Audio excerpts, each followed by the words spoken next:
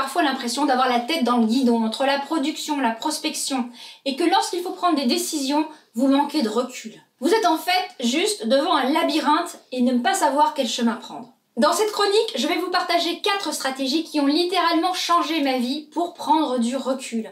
Et en 28 ans d'expérience, comme vous également, vous le savez, il y a beaucoup de décisions à prendre, de choix professionnels et personnels aussi, mais on parle du professionnel.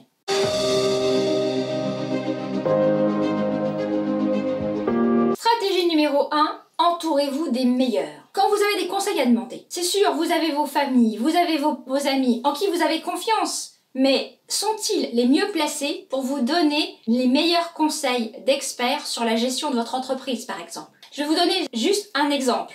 Avec mon père. Pardon, papa. Figurez-vous que en 2009, quand il y a eu la crise, j'ai dû avoir une activité parallèle, un peu alimentaire, où j'ai joué un peu le rôle de commercial. Et comme j'avais toujours été dans la communication, c'est quelque chose que je ne connaissais pas, que je savais pas faire. Et mon père, donc, m'a donné, lui qui était le véritable loup blanc dans la distribution commerciale, m'a donné un certain nombre de conseils pour pouvoir faire du chiffre. Eh bien, figurez-vous que, comme nous étions à une époque déjà de changement avec Internet et les réseaux sociaux, ces conseils m'ont été utiles, mais franchement, en fait, je suis désolée, mais ils ne m'ont pas permis de véritablement décoller. J'en ai tiré évidemment des enseignements, parce que tout est utile, mais c'est auprès des experts, des coachs, que j'ai pu avancer et progresser dans cette future, à l'époque, nouvelle économie.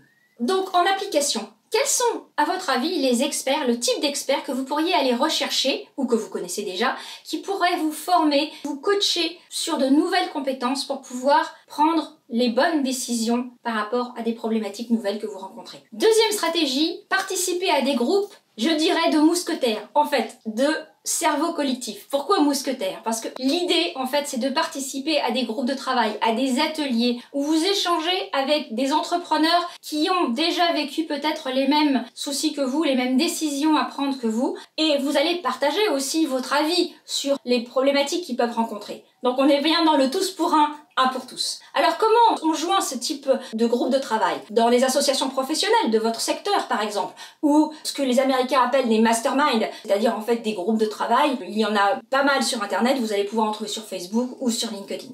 Vous pouvez tout simplement aussi aller vers un réseau de rencontres de dirigeants comme BNI, Dinabai, et où en fait vous allez pouvoir tester vos offres rien que par votre pitch et ainsi avoir le regard d'autres personnes et pouvoir poser des questions, échanger et pouvoir justement vous frayer un chemin dans ce labyrinthe des décisions à prendre. J'ai donc une question pour vous. Vers quelle association professionnelle, quel réseau, quel organisme vous pouvez vous diriger pour pouvoir justement vous joindre à un groupe de travail ou pouvoir rencontrer des entrepreneurs et avoir des échanges de ce type. Troisième stratégie, déléguer autrement. Passer en fait de l'homme orchestre au chef d'orchestre. Alors, je m'explique. En fait, ce qui se passe quand on est souvent prestataire de service avec un peu de bouteille ou consultant et qu'on a pas mal d'expérience, on a déjà délégué certaines tâches, certaines missions, comme un community manager, comme de la rédaction, comme évidemment la comptabilité, si on n'est pas comptable soi-même. Mais par contre,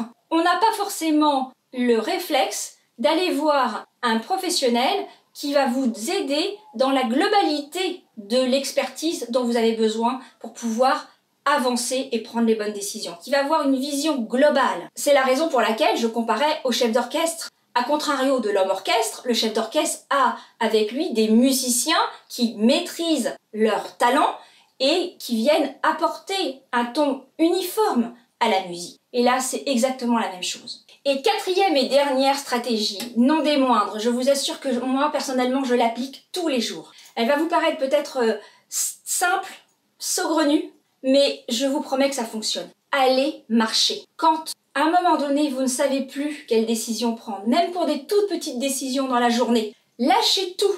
Faites des tours, allez dans un parc, marchez dans la nature et je vous garantis le résultat. En fait, qu'est-ce qui se passe? Quand vous marchez, votre lobe frontal est activé, ce qui engendre une activation de l'endorphine. Et le lobe frontal est responsable de la créativité et de notre morale, figurez-vous.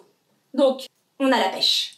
Et c'est José Angel, neuroscientifique à Madrid, qui justement n'arrête pas de répéter que la marche nous crée des nouveaux chemins neuronaux et nous aide justement à décanter nos idées. Donc, utile pour nos affaires et utile pour la santé. L'utile à l'agréable. Que demander de plus? Donc, à vous maintenant.